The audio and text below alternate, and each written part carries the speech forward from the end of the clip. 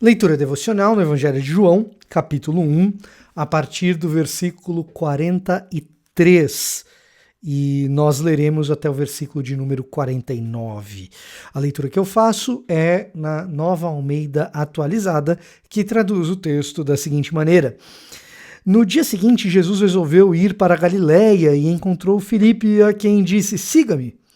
Esse Filipe era de Betsaida, cidade de André e de Pedro. Filipe encontrou Natanael e lhe disse: "Achamos aquele de quem Moisés escreveu na lei e a quem se referiram os profetas, Jesus, o Nazareno, filho de José." Então Natanael perguntou: "De Nazaré pode sair alguma coisa boa?" Filipe respondeu: "Venha ver." Jesus viu Natanael se aproximar e disse a respeito dele: "Eis um verdadeiro israelita a quem não existe fingimento algum." Natanael perguntou a Jesus: "De onde o Senhor me conhece?" Jesus respondeu: "Antes de Filipe chamá-lo, eu já tinha visto você debaixo da figueira." Então Natanael exclamou: "Mestre, o Senhor é o Filho de Deus. O Senhor é o Rei de Israel." A passagem aqui, ela mostra uma profunda mudança de percepção a respeito de quem é Jesus.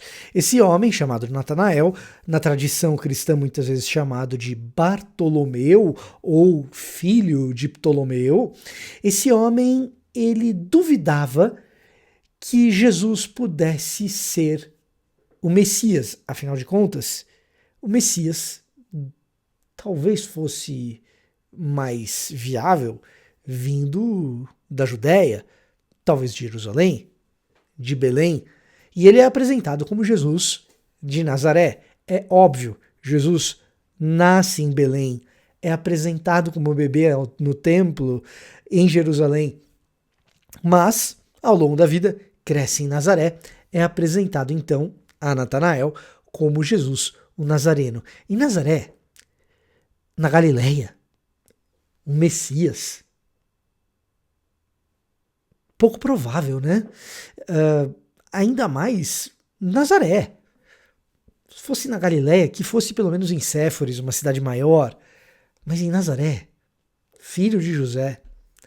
E então, ao conversar com Jesus, a primeira frase de Jesus já provoca um certo estranhamento da parte de Natanael. "Vejo que você é um verdadeiro israelita, um israelita sincero." A ideia é de alguém que fala aquilo que realmente pensa. A gente tinha acabado de ver, né? Pode alguma coisa boa vir de Nazaré? Nazaré produz algum tipo de coisa positiva? Jesus, então, mesmo sem ouvir essa frase da boca de Natanael, diz: "Tô diante de alguém sincero, hein? Alguém que fala as coisas de verdade." A reação de Natanael muda de verdade quando ele pergunta: "Quem é você para saber quem eu sou e o que eu penso?" E Jesus diz: "Eu já estava te vendo antes de chegar até aqui, tá? Você estava ali na figueira, eu vi tudo."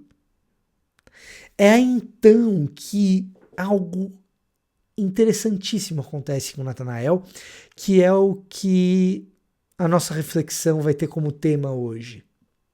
Natanael se enche de maravilhamento. Diante de uma frase enigmática e depois de uma revelação da parte de Jesus, a declaração de Natanael é extremamente poderosa. "É o Rei de Israel que está diante de mim." Essa expressão, "é o Rei de Israel que está diante de mim", é o reconhecimento de que, de fato, esse era o Messias prometido. E o que acontece diante dos olhos de Natanael é maravilhamento. Natanael se torna maravilhado.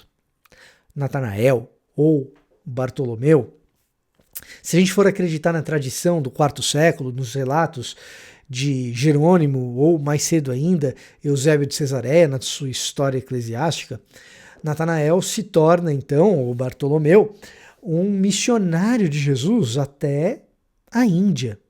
E existe algum tipo de evidência de cristianismo na Índia que reivindica para si a evangelização por parte de Natanael. É verdade que também isso é reivindicado na Etiópia, no Azerbaijão e em outros lugares. O que a gente tem absoluta certeza é que Natanael, ou Bartolomeu, é um apóstolo que se torna um missionário de muitos povos a partir do segundo século. Exatamente para onde ele foi ainda é alvo de debate acadêmico. A tradição diz Índia. Fato é que essa percepção de maravilhamento com Jesus é uma espécie de mola propulsora para que ele se torne esse missionário. E quando nós estamos desanimados, quando nós estamos nos sentindo em falta com o trabalho, seja na igreja, seja fora dela, como evangelistas, como emissários, como missionários, o resgate da nossa motivação e da nossa propulsão ao ministério, seja você alguém no ministério em tempo integral ou simplesmente um cristão, todo cristão é um vocacionado e um chamado, quando a gente sente que algo está faltando, um ponto de partida muito interessante e muito efetivo é: volte a maravilhar-se com Jesus. Leia as histórias de Jesus nos evangelhos e veja quão incrível é esse mestre que a gente escolheu. Ou esse mestre que nos escolheu. Na medida em que a gente lê a respeito de Jesus e se permite maravilhamento, que mestre extraordinário, então a obra fica mais fácil. Contra o cansaço, maravilhamento. Que Deus te abençoe.